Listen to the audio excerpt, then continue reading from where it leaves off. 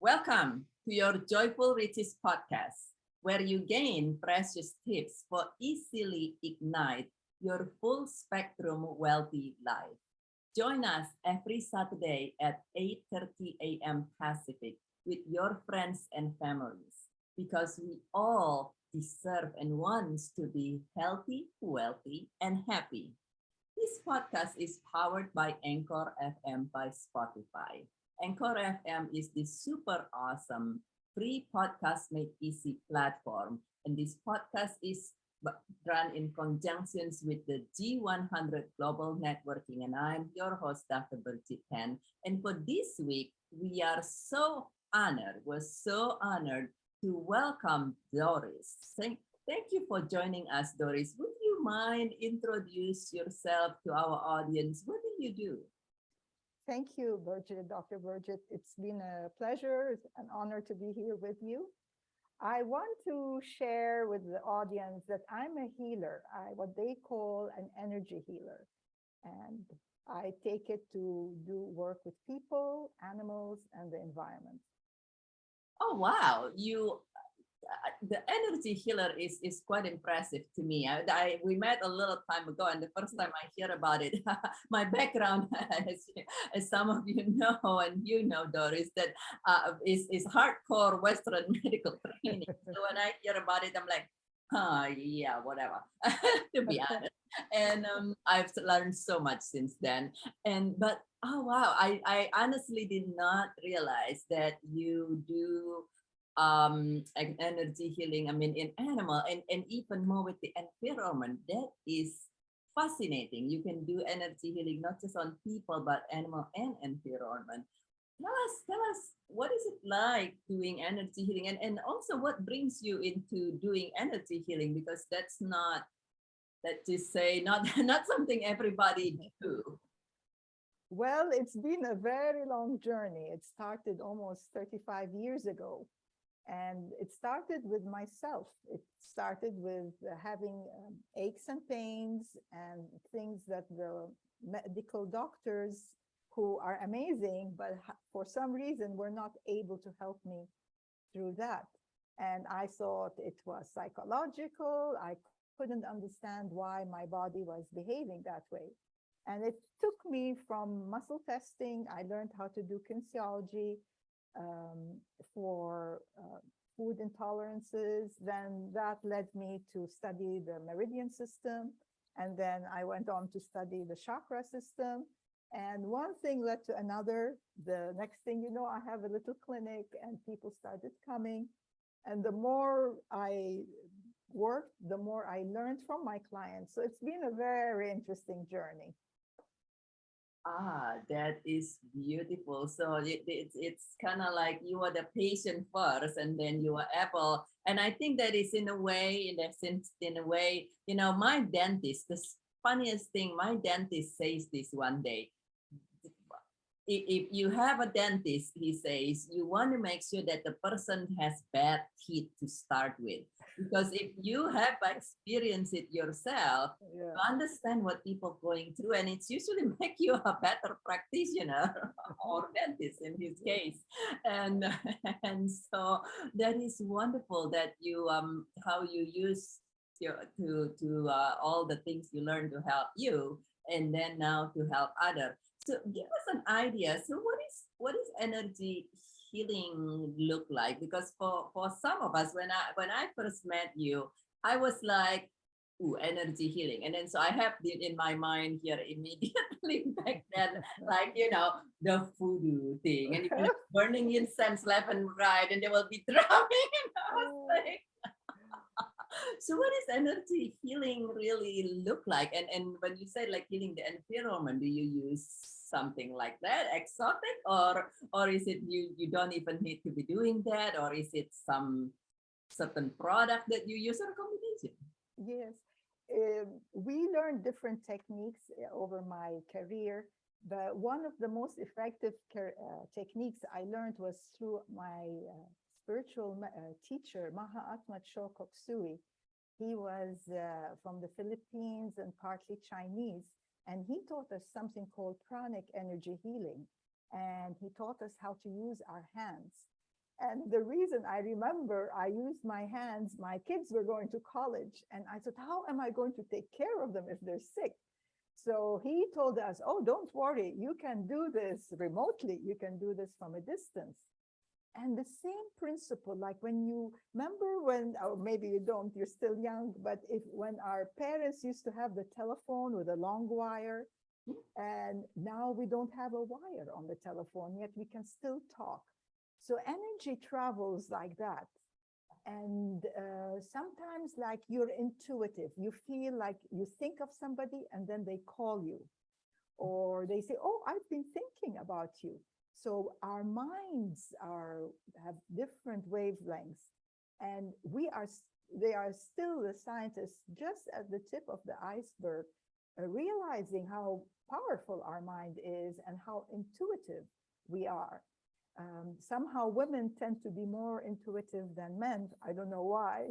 I don't know if it's a hormonal or instinctual, but there are people who can tell way ahead of time, no matter the miles between them, what's going on in another part.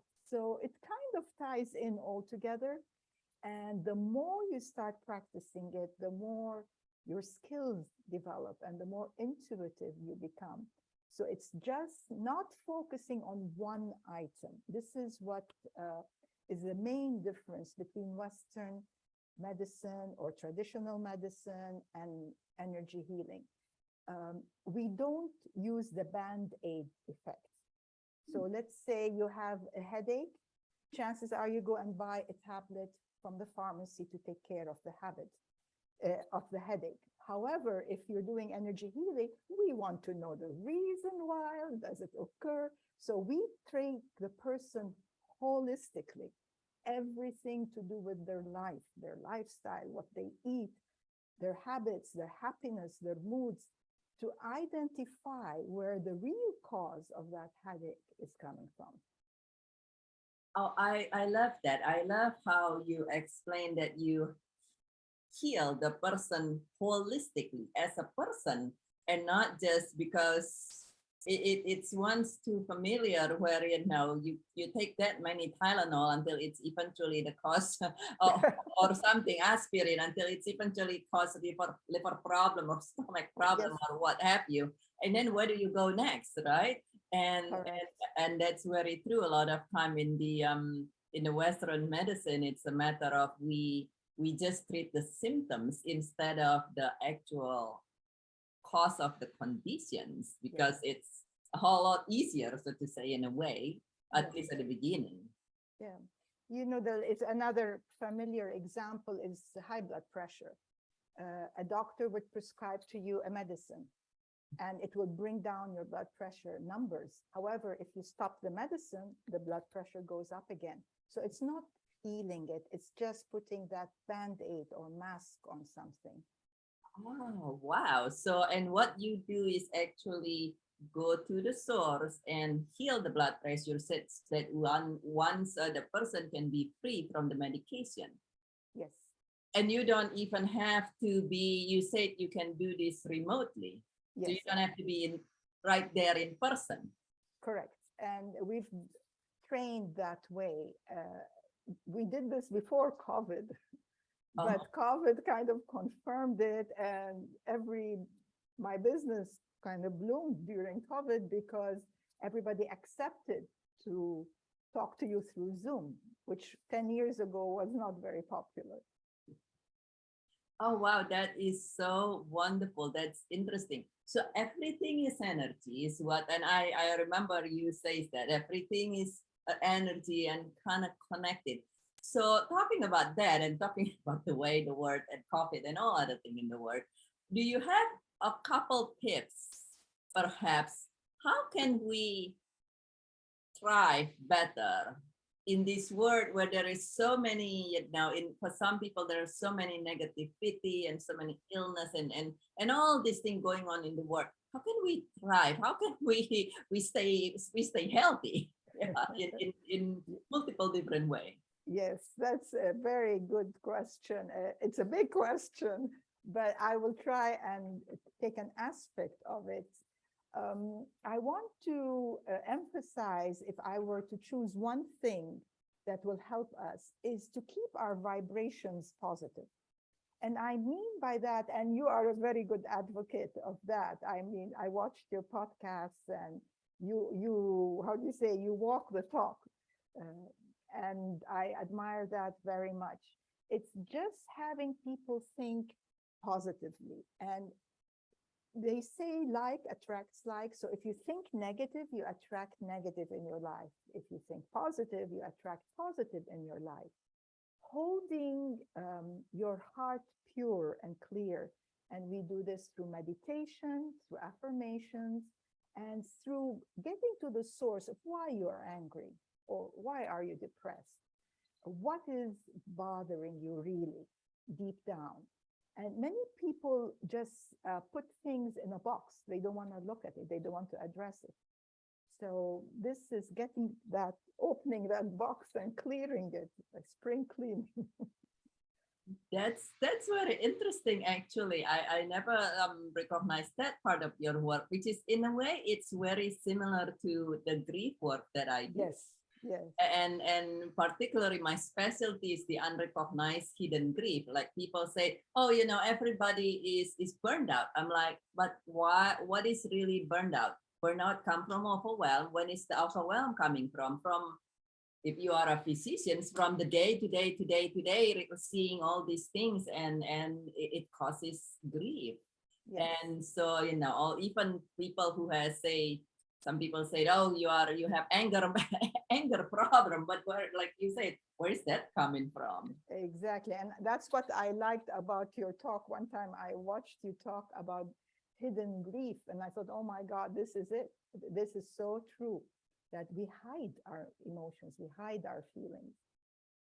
So it's important to recognize our feelings and our emotion and what's going on for us to be able to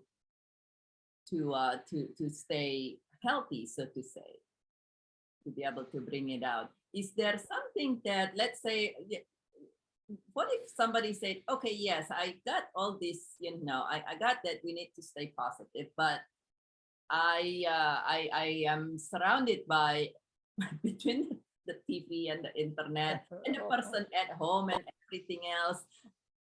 What can they do in that scenario for them to, as you say, to hold their vibrations in a good place? Yeah, there are different aspects, but one technique that my mentor, Charlotte Anderson, gave me years ago is grounding. And I know a lot of people teach that. It's just when you're grounded, your mental and emotional body don't disturb you so much. You become in the physical body. You're not la, la, la, somewhere there. So grounding can happen through the feet. If you walk barefoot, and I know you're familiar with that, but maybe some of the audience would like to know, if you take off your shoes and just feel the ground beneath the soles of your feet. And when you stand, imagine you're a tree and your feet are the roots of the tree. So keep your energy going, roots going down, down, down into the earth, to anchor yourself. And it's a practice I do every day, but now it becomes automatic. The minute I get out of bed, my feet anchor immediately. And it's weird, but it kind of keeps negative energy at bay. It doesn't affect you. It kind of protects your aura or your energy field from negative intrusions.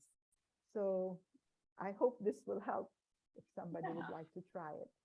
Oh, you know what? It's very funny that you said that. I remember you mentioned that before, and at the same time you say also know where you are grounding yourself. Don't remember. Don't go to the airport walking around. I think you may give an example. Somebody walking through the airport or something, like with bare feet. You're like, what?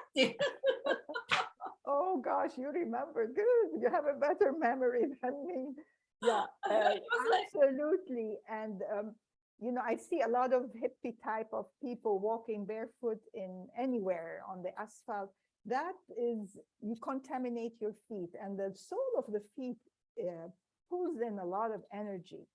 So maybe walk on the shore of the sea or walk in an area, let's say a public, not a public, but a nature walk without having pesticide on the ground, like in a park, you may find, or dog poop or something. So you don't want to. And Right. wash your feet often, like hands and feet. I tell people like this is a very good practice. Oh, that is so good. So find a space in your house or outside if possible, and walk bare feet, even just for a short time, right? Yes, yeah. Yeah. And also a lot of cultures keep the shoes outside the door. And this is a wonderful practice. If it can be brought into the Western world, and many people are adopting this practice, it is for a reason, because everything outside is not as clean and you want to keep your house pristine.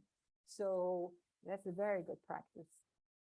That is a great idea. And not to mention, you probably will need to vacuum or mop your Yeah, well, that will help. And instead of using pesticides, do use something water and vinegar or something natural. So whatever touches the soles of your feet is not toxic. Right, right. Oh, that is so wonderful. I love how simple your tips and tools are. I mean, very practical, and doesn't matter where you live. Actually, it might be a little challenging if you live on like the 30th floor of New York City. But aside from that, and you can go find a place even in New York. But aside from that, it's super practical. I love that. So beautiful. You are always so rich of wisdom. How do people connect with you if they want to know more about your teaching Yeah. or your healing? Well, the best way is to go to my website and read about what I do. I have a free download, like a gift for people who sign up for the newsletter.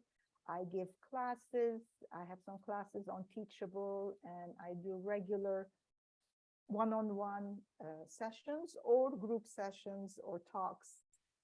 I don't do podcasts yet. I'm not techy enough, but yeah, and of course I have my products which help the healing business as well.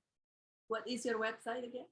www.dorotheahealing, DOROTHEA, and the word healing.com. So it's dorotheahealing.com.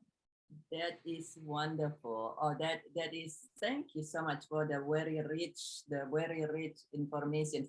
Do you have a final, before we close down, do you have a final message for our audience living in this world of so much chaos and so much all things going on, from the COVID-19 to here in the US with inflation, with recession, and everything else is in the world?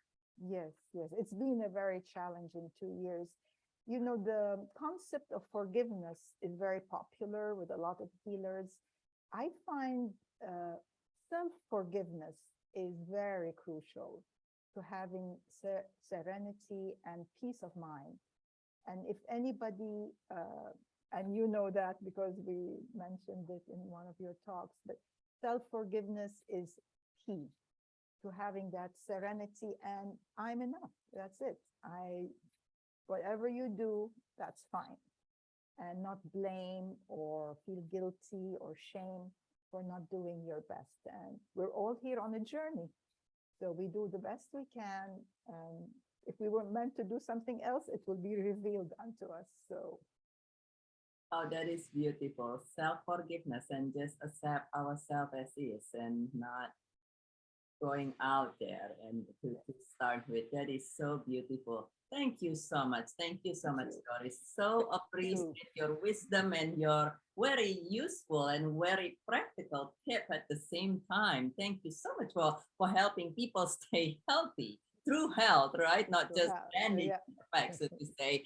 Thank you. Thank you for sharing your tips today. And for you, my friends who are listening to this, please share 1 or 2 gold nuggets in the comment so we can continue learning from each other. And thank you for joining us. Please share this podcast with your friends and family so they too can be healthy, completely, fully, truly healthy inside and out.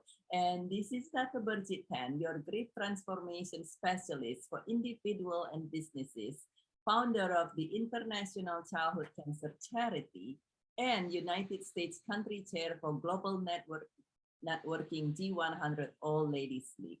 And you make it a thriving day, my friend. And we will see you again Saturday next week at 8:30 a.m. Pacific. Bye-bye for now.